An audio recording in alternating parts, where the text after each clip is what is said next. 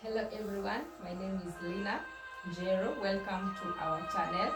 And today we are going to talk about the revival in Kiambu County. Kiambu County is a county in Kenya. It is 10 miles from Nairobi County. And Kiambu is one of the fast growing counties and markets and towns in Kenya.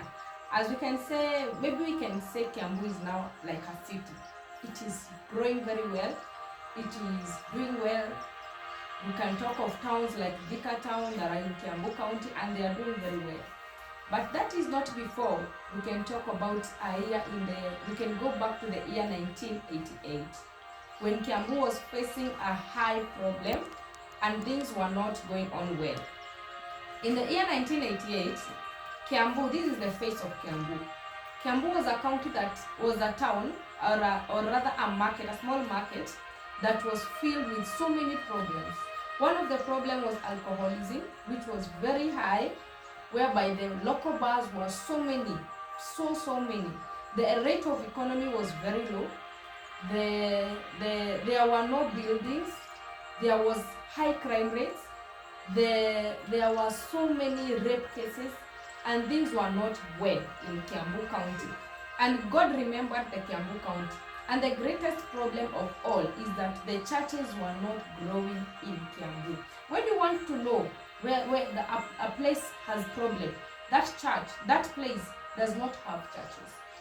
And that is the greatest challenge that was happening in Kiambu. The churches were not growing, nothing was working in that place. The crime rates were so high, and there was a need for a change.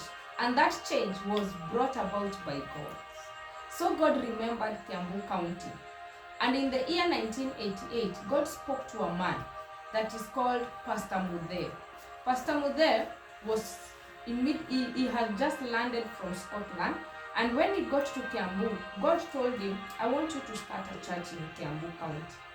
And Mudhe felt it was like a challenge for him because Kiambu was very devastated. There were so many problems in that town.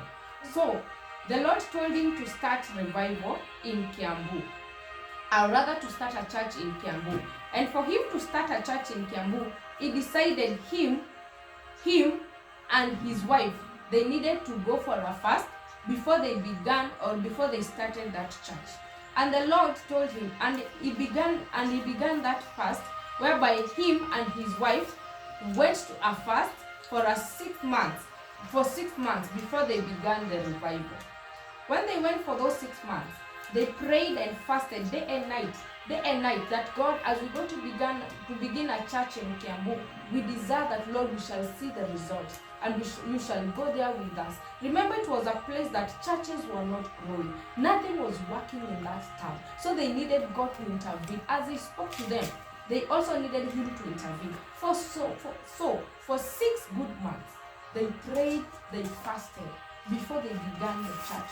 They were there just praying and fasting in the house together with his wife. They prayed. His wife was called Pastor Margaret, or Reverend Margaret Mudhe. So when they decided now the 6 months have ended, we need to go and start a church. We need to go and start revival in Kiambu. They went. They took the municipal council hall.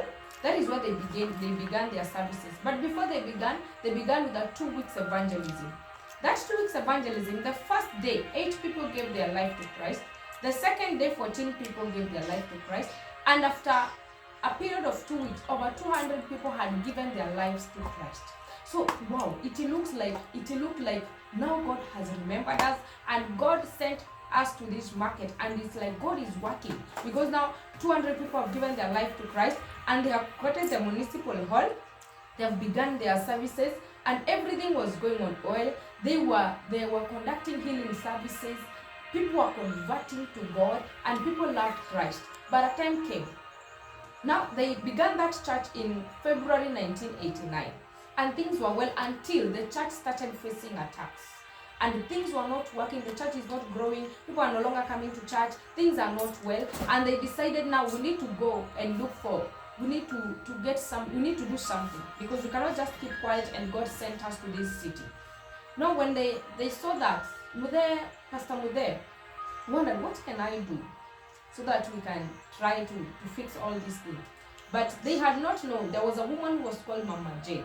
Mama Jane was a witch in Kiambu County. She had disturbed the whole territory, and things were not working well. Mama Jane had a clinic that she called Emmanuel Clinic. This Emmanuel Clinic, she was conducting witchcraft, and prominent businessmen, prominent politicians, they were going to visit Mama Jane so that they can help boost their businesses and their political rallies through witchcraft or through demonic powers. When they went to Mama Jane would conduct rituals and everything, and they would emerge to be growing before the eyes of men. So Mama Jane had a clinic called Emmanuel Clinic, and the greatest problem is that so many things were happening at that shop. There were fatal accidents. People were dying at the shop, outside the shop. Accident would happen and so many people would die, and things were not okay.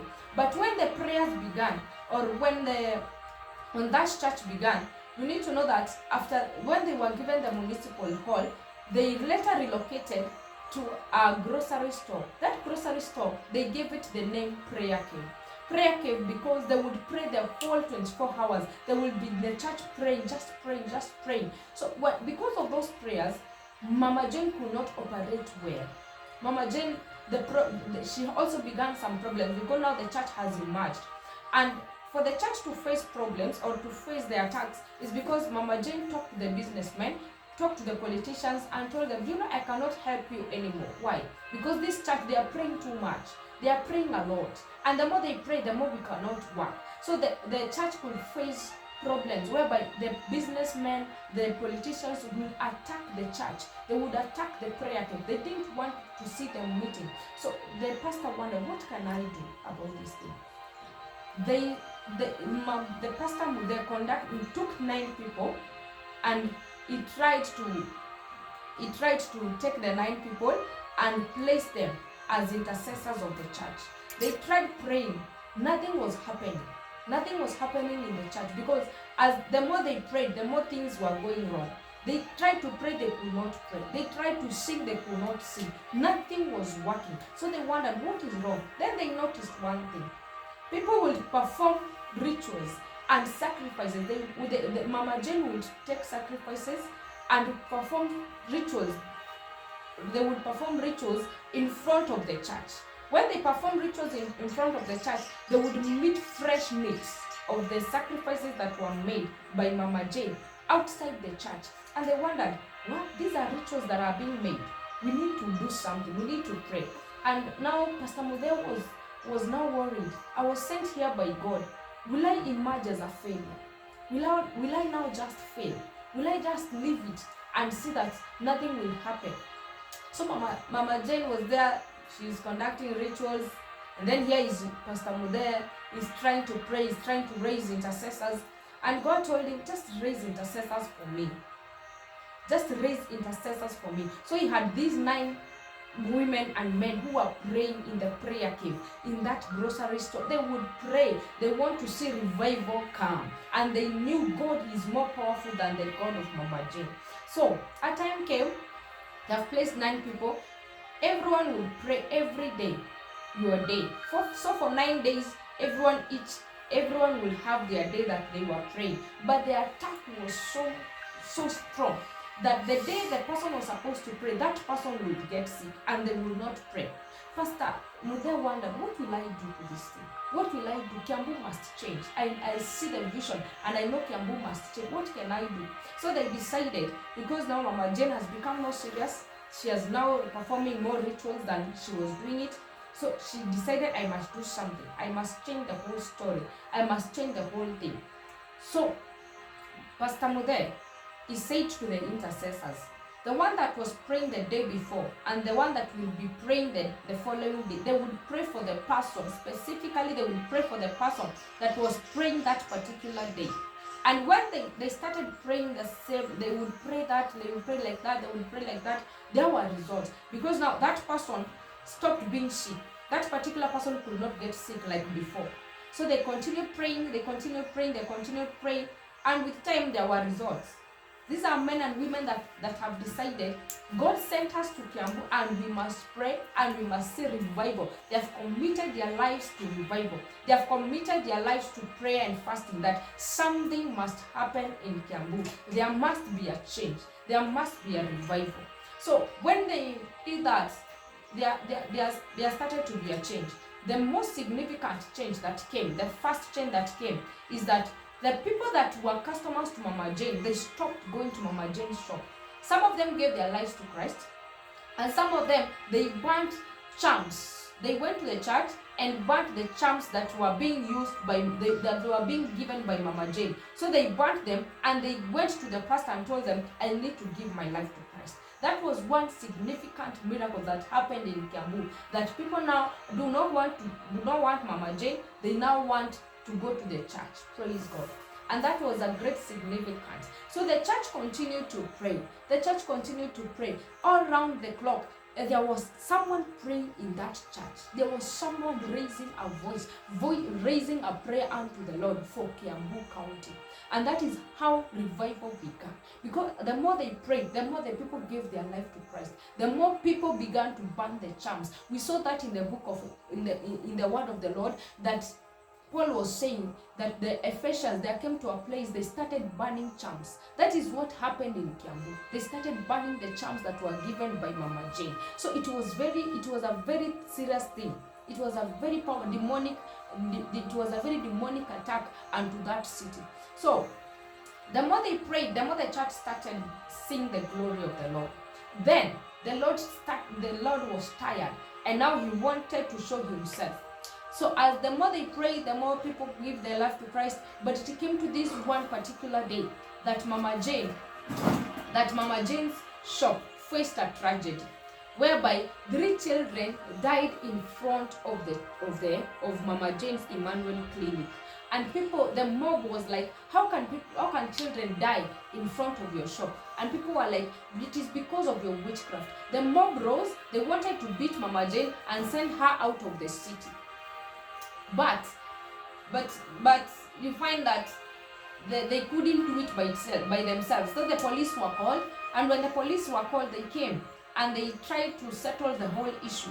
And before that, Pastor Mude had said these words, and Pastor Mude had said, it is either Mama Jane give her life to Christ and she serves the Lord, or she leaves Kiambu City. But there is no longer room for me and you, because God and Satan cannot dwell in the same place. So he had uttered those words, and he had said that I will raise intercessors, and it is either you, Mama Jane, you leave or you get saved. So when the police came, they entered Mama Jane's shop, and they wanted to see what is this thing that the mob is saying about witchcraft. To their wonder, or to their shock, they found that Mama Jane's shop, there was a very big snake by the name Python that was in the shop. And it is the one that Mama Jane was using to perform all the rituals and all the demonic altars and whatever. So the police shot the snake. When they shot the snake, Mama Jane just lost her powers. When she lost her powers, she was sent out of the city, and up to today, you need to know this, up to today, Mama Jane has never gone back to Kiambu County. She has never been in Kiambu town again, and she has never been able to do anything in that town. So there's one thing you need to know. After she went out of the town started changing, the atmosphere changed, everything changed, things started changing. There's one thing I say, that this particular thing, if it doesn't happen in your town, something is terribly wrong, and you need revival, and that thing is church. Because from that day, Pastor Mude's church grew from a very small number of people to a membership of 5,000 members, and other churches started rising, churches started growing, churches rose, pastors began to have fellowship, pastors began to love each other, because the hatred was sent by the Mama Jane's demons. So after that, the churches grew, rape cases went down, there was no robbery, there was no crime rates, they went low, because the men that were being used by the devil to steal, they now gave their life to Christ. The local bars were closed, and they were turned into churches, and things started running smoothly to Kiambu. The number of population was 65,000 in 1988. By 1999, when revival began, the church, the population of that area had grown to 80,000. That shows there was a revival. Something had changed. But can we ask ourselves, what changed Kiambu? It is prayer. Prayer and fasting. Men that rose and said, I will stay in this church until I see revival. So for us to see revival, we need to see men who can stand and say, I will pray for this town, I will pray for this market, I will pray for this territory. The atmosphere must change. Men must go back to their normal ways, because we see the men that were being used by the devil to steal, they now became pastors. They now started changing their lives. Their lives changed completely. And because of that, we are raising a prayer that we desire revival in Kenya. We desire revival in so many areas. But for us to see revival, we need to change. Everything needs to change, the way we are handling things. The church must stop being anyhow. The church must start praying. And to your surprise is that Pastor Mude is still alive to today. He still has the prayer cave, is still alive. You can go there and pray. You can go there and serve the Lord. You can go there and bring revival and cause more revival. Just go and speak to him, and you will see God working in your life and working in your territories. Today, and we just want to inform you that we shall be having revival prayers every Tuesday and every Thursday, 1 to 2 a.m. To be specific, 1 to 2 a.m. East African time. So you are welcome to our prayers. We shall be having them online. You shall follow us via our YouTube, The Kingdom Generation. Make sure you follow us.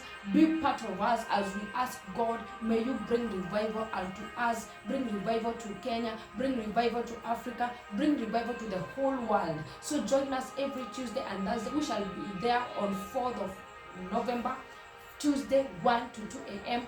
Follow us online as we do it via our YouTube channel, The Kingdom Generation, and the Lord is going to bless you, and the Lord is going to be with you. Thank you so much for being with us. Thank you so much for following us. We shall be sending more revival stories, and we have seen how men have labored for it. If you want to see revival, ensure you do something. Ensure you labor for it. Revival is going to come, but it is going to come only when men seek the Lord. Only when men labor for it. Thank you. Bye-bye. We'll meet on our next episode.